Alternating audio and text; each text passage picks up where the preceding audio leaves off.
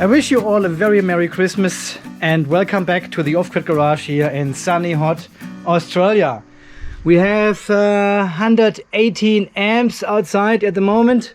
Nice, beautiful and sunny, 30 degrees Celsius, perfect Christmas temperature, right? All right, guys, in today's video we wanna do some testing with the SEPLOS Do-It-Yourself 280 with the SEPLOS Mason 280 do-it-yourself kit, which carries our Battery 1.0. Remember, this battery here is our Battery 1.0. This is the first battery we've ever built, and we have fully recycled this battery, and it's now the Battery 3.0 all of a sudden. We had to repair about 5 or 6 terminals of the batteries because they were stripped. These are all recycled cells from our Battery 1.0, and we had several of these terminals. There you can see this is an original terminal, and this is a modified or repaired one. It's a far bigger, thicker rod now. It's a UNC threaded set screw. There's another one. Original, repaired. And they all work fine. No problem with that. We have used the original bus bars which came with the SEPLOS battery kit here. Then we have also replaced the original BMS which was the SEPLOS 48150 10D, an RS485 communicating BMS. And this one has now the brand new 480 10E with Bluetooth.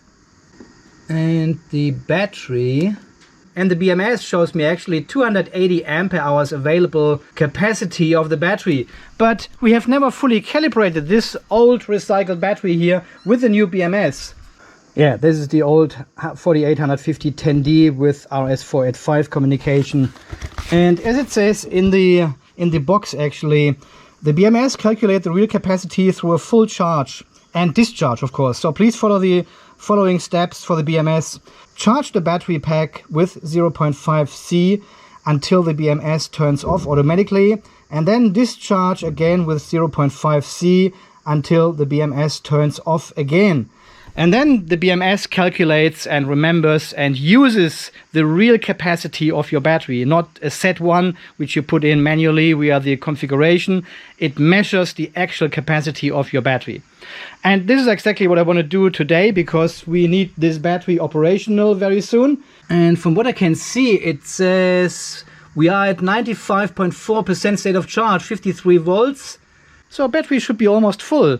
The last time we had these battery cells in use here, this was on the workbench in this location over there, and we tested the knee active balancer with it, right? Generation 4 active balancer, best balancer on the market, fully programmable. I'll link the video down below. And then we took all these battery cells and put them in our battery 3.0 in the SEPLOS case here and connected them all back. So they should be very, very balanced, because the knee was connected for quite a long time over there because I didn't need the batteries. So I can't see any issues actually charging this battery up to 100% now, and then do a full discharge and measure the actual capacity of this 1.5 year old battery, which we have used quite a lot here. So this battery, all these cells, they've got around 150 cycles or something done.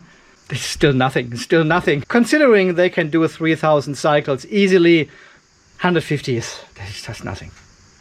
So before we actually do our test, we have to check the settings in the BMS, of course, and see when the battery turns off at a high voltage and when it turns off at a low voltage. So we want to maximize the capacity today. So we should turn off all these protection modes for the BMS now, as far as this is safe. Okay, this is the start page of the BMS or the Bluetooth app here. See, yeah, rated capacity 280, and the capacity is 280 again. So this is what I have set in the BMS manually, 280 ampere hours, but it hasn't done any measurement itself with this battery pack. So it doesn't really know how much capacity do we have. And quite frankly, we don't know either. So let's click on the set parameter button here in the bottom left. Load all the parameters. So we check single overvolt protection 3.65, and there's also a single undervolt protection 2.7. Okay, we click on edit, and we want to change this one to 2.5 volts. We want to go all the way down, maximum capacity, right? Save. Okay, balance start voltage is at 3.45. That is totally fine. These are the pack voltages. There's an alarm at 56 volts. Under voltage protection is at 43.2 volts. We take this out and put 40 volts, which would be 2.5 per cell, if they would be all bottom balanced as well, which they 100% will not be. Okay, these are all the temperatures. They shouldn't matter because we are in sunny hot Australia. This is the BMS temperatures.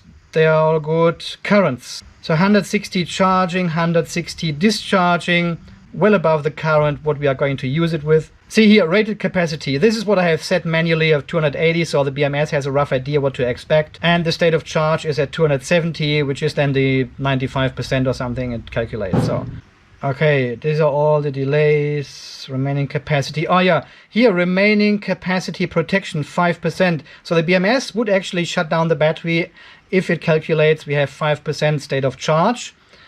I'll set this one here to, oh, I cannot go lower. All right. That's fine. We just turn off this function. Okay, and all the other parameters can stay as they are. Let's see if I can save these functions. Yep, save. Yeah, we cannot change these balance parameters for some reason here. I thought we have done this before with the old BMS, right? We are the computer. But now I can only set 200 millivolt. 200 millivolt is considered as totally unbalanced, I would say. I am not happy with that, so I'll talk back to SEPLOS and let them know. Okay, we leave the parameters as they are and watch the situation unfold and see what's going on. Okay, let's go back and go into the switch settings.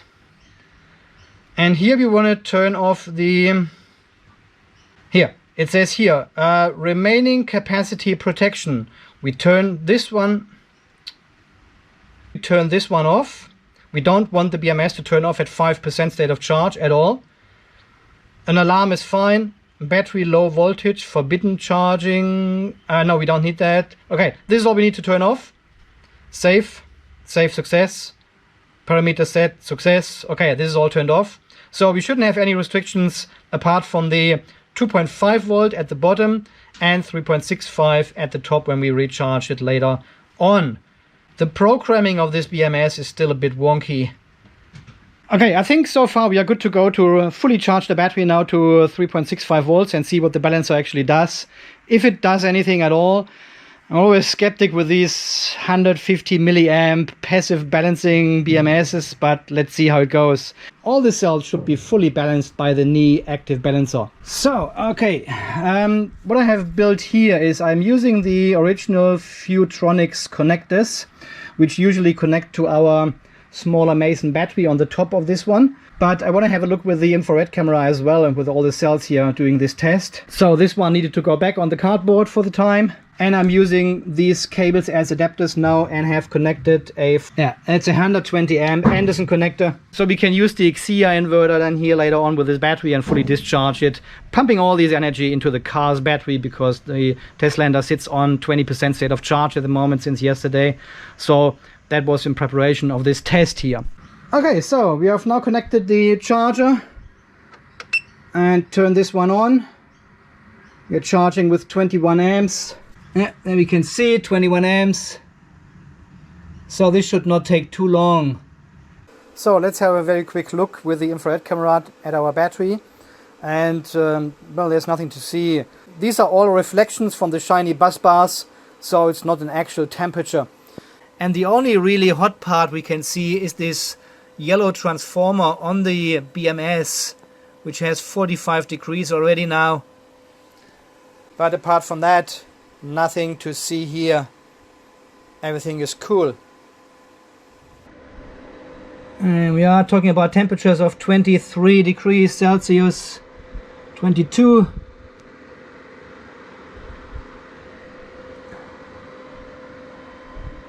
Yeah, there's nothing. So we have now a deviation of 78 millivolt, and accordingly to the parameters we have set in the BMS, balance turn on voltage at 200 millivolt and turning off at 100 millivolt again, we should have no balancing at all at the moment, right? So I have connected the computer via the RS485 adapter just to confirm what we are actually doing here. Just let me start the screen recording. And I have now double checked these parameters here in the PC software again. And we can see here we've got an equalization opening voltage, so the turn on voltage of 20 millivolt, 0.02, while in the app it says 0.2. So this is 200 millivolt, while the other software gives you 20 millivolt, and 20 millivolt makes far more sense. And if we go back into the main software, we can already see cell number 7 here is actually flashing. So the balancer is active already. And I've asked SEPLOS a while back if we can see a balance function in the mobile app or on the computer software. And the answer was yes, the software displays the voltage area when there is a color jump. It means equalization is in progress. A color jump. I guess this means flashing or blinking, some kind of stuff.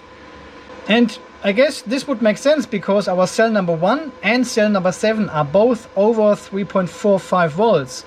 And this is the threshold we have set in the configuration of the BMS to start the balancer. And only these two cells are color jumping, I guess. So I think these two cells are getting discharged now with around 150, 160 milliamps. Yeah, and as we can see, well, there's nothing to see. It doesn't show any color jumps, any flashing or blinking in the mobile app. Yeah, and this is just another feature request for the mobile app here for a future update. So we are still balancing cell number 1. You can see it flashing here. And I'm measuring the current going through the balance cable to cell number 1 here. I can see 200 milliamps maximum. But we've got the cable through the clamp meter twice, so it's only half of that in reality. 200 milliamps, so that means we are seeing peaks of around 100 milliamp of balance current with the SEPLOS BMS. This is the balance current in cell number 14, so I can sometimes see around 90 milliamps, 50, 60, 80, sometimes 90. So around 100 milliamps balance current max. So we have now reached the 55.2 volts. We can see the current has gone to 0 here in the BMS, but we are still charging with around 170 milliamps into the battery. But I think this is what we actually consume now for the passive balancing, because it discharges single cells with 100 milliamps. Yeah, the deviation is around 37, 38 millivolt, which is kind of, yeah. And I had the 55.2 volts now for around 20 minutes, but I cannot see this figure actually going down. So this is what we get. It doesn't improve any further. So I would consider this battery now as fully charged, but I want to go as high as possible with the voltage to squeeze every single milliampere hour out of this battery when we are doing the test. Okay, 56 volts, and we can see immediately a warning coming up, single high voltage alarm, because one of the cells has gone over 3.5 volts. And also voltage difference has increased to 87 millivolts now. But the current is now tapering off and the balancer starts working again. So leave this running here for another 20 minutes and then we increase the voltage even further. 76, 74. It's coming down slowly, but let's see after 20 minutes. So we are now at 56 volts and we are still pulling 100 milliamps. It still claims we are at 98.2% state of charge. Deviation is 50 to 51 millivolts and I cannot see it going down at all anymore. So it's stable at this voltage. Okay, let's increase to 56.8, which is then 3.55 exactly. So, but I think we are not able to go any further, any higher with the voltage of this battery before something else kicks in and tries to protect us. Okay, leave this running for a while. We are at 88 millivolt deviation. The balancer. Okay, I think we are fully charged now. I cannot get the battery to charge any higher. I'm getting cell number 6 and other cells to trigger the cell protection, and then the whole charging stops, and it takes about 10 minutes to discharge the battery a bit, and then it kicks in again. We've got 91 millivolt deviation, which I would consider as not balanced, but the internal passive balancer is totally incapable of balancing such a battery pack. But the state of charge has now changed to 100%. Remaining capacity is 280 ampere hours. So the BMS assumes we've got the full capacity available, and we just start our test now, connect the vehicle and discharge this battery as fast as we can. So, and connecting any inverter to a battery now will always cause a spark unless you use a resistor and pre-charge the capacitors inside the inverter. But it's a bit hard to do when you have Anderson connectors, especially when you have a 48 volt system. The spark will be huge. But we can also use an adjustable power supply to pre-charge the resistors inside the inverter. So set this one to the lowest voltage possible, connect your positive and negative to the terminals of your inverter, and then turn up the voltage of your power supply to the voltage of your inverter. So 12 volt, 24, 48 volt. And see the current. See what's happening there. See that? We've got around 100 milliamps going from the power supply into the capacitor of the inverter. So, and now we are at 57 volts and there's no current flowing anymore. So we are fully charged our capacitors inside the inverter now, and we can just disconnect positive and negative. And now we can take the inverter with the pre-charged capacitors inside and connect this safely to our battery without getting any sparks at all. So you got quite some time actually to do that. Just connect them together, and there's no spark, no fear, and it's now safely connected. And then we can turn it on. There you go, runs from 48 volts.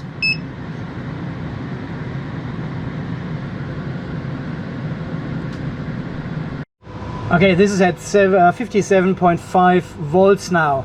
So I'm turning off the charger. That is all gone. We've got our inverter connected to the battery. We've got the vehicle parked there. Everything is plugged in. All right, here it comes. Turn on the breaker, the adapter screen. Starts charging. Okay, we are setting this on 10 amps because this is the circuit breaker here and the adapter is 10 amps as well, so it should not trigger. I could potentially go with 11 amps, but I think it will trigger over time. So I rather have it constantly running on, I'll show you. Okay, so discharging with around 46 amps now. This will increase over time when the voltage is going down. So 280 ampere hours divided by 50 amps is around 6 hours. So the test should actually finish around 8 or 9 p.m. tonight.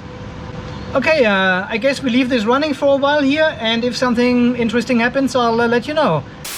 And after just over 3 hours, we are at 45%. There, 46% state of charge, still going strong.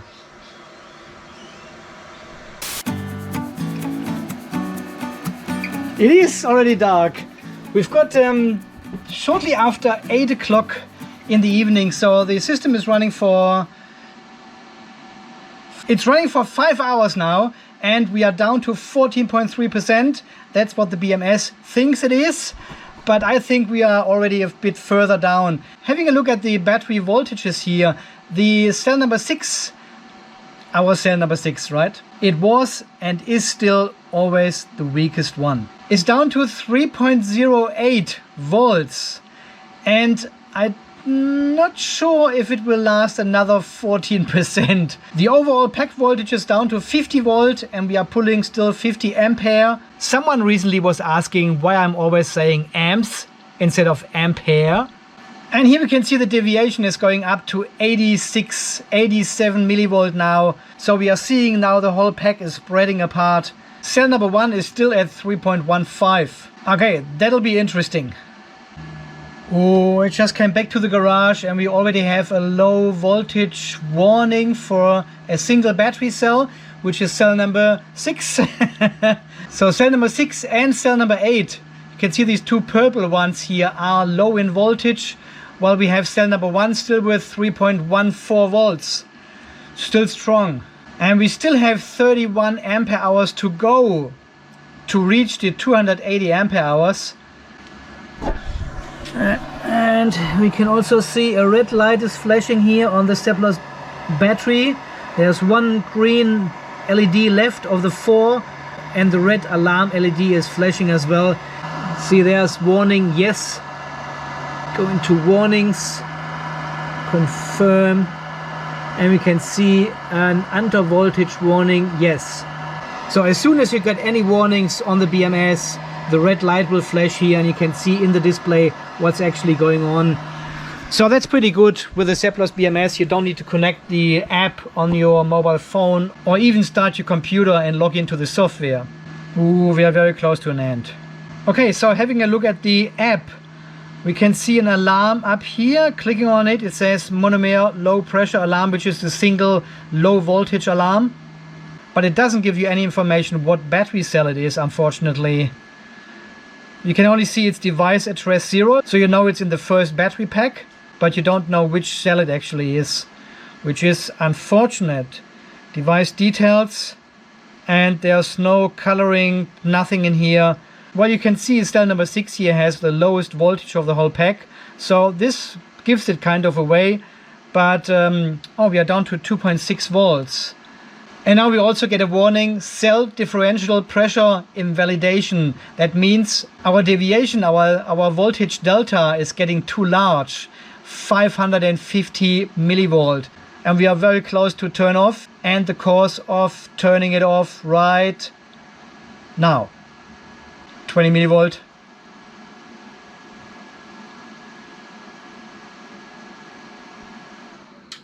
That's it. The BMS has turned off.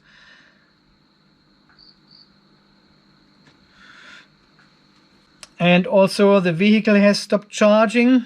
So as you can see down here, we have started at 2:59 p.m. so 3 p.m.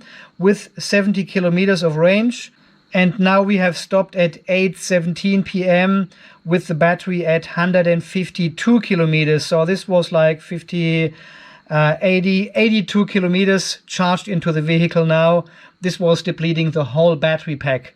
Well, and now the BMS knows our battery doesn't have 280 ampere hours anymore. It has 252 ampere hours only. And it will take this now into consideration when we discharge the battery. So it will show this one as the maximum capacity we have available here. And interestingly here, we can again see cell number 6, 7 and 8 as our weak cells in this battery pack, which we knew for quite a while now. Okay, it has even disconnected the computer now. The display is not working anymore. It has completely shut down. Let's see if the app still works. No, it has completely shut down now. So let's have a quick look with the infrared camera on the battery here. You can see temperatures around 34 degrees. Single battery cells. 1, 2, 3, 4, 5, 6. This is cell number 6 here. And cell number 6 is also our hotspot. 6 and 7 are the hotspots here in the battery. That's interesting, right? So definitely something wrong with these 3 cells, 6, 7 and 8. So now the big question is it worth replacing these 3 cells with different newer ones, which have better capacity? So we are talking about less than 28 ampere hours here.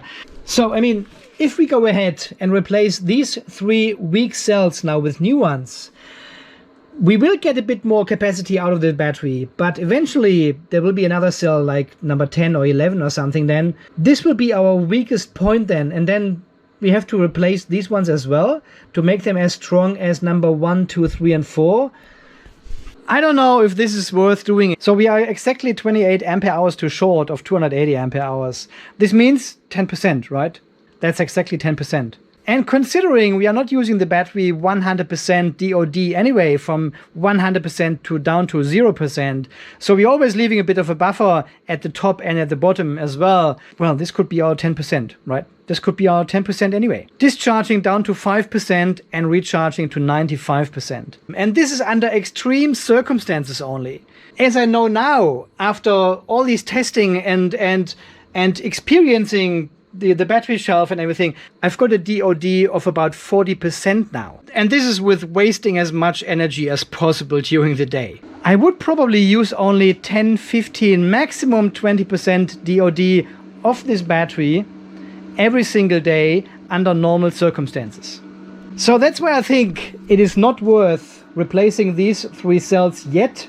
But I think we need to keep an eye on them and see how they perform in the future.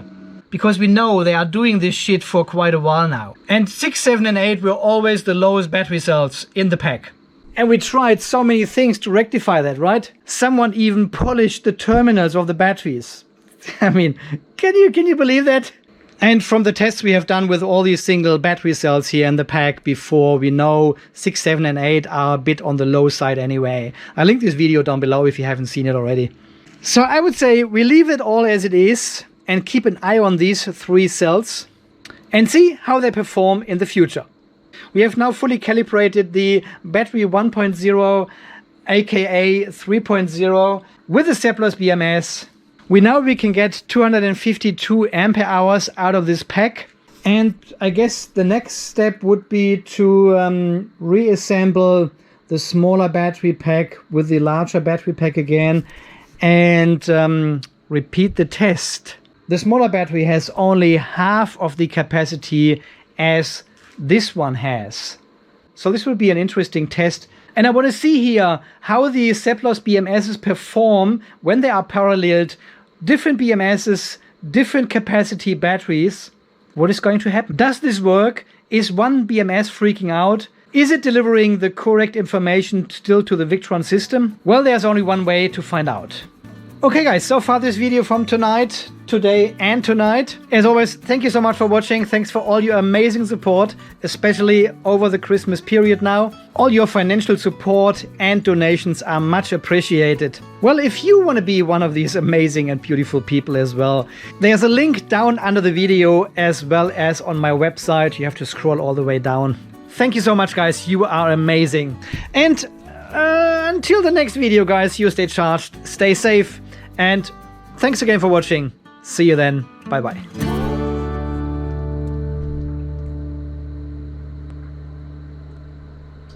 Okay, I'm probably going to fully charge the battery again to 55.2.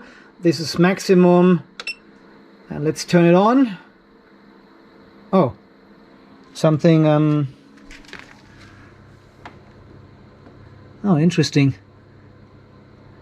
Abnormal communication, I know that. Okay, it is charging now, just took a moment.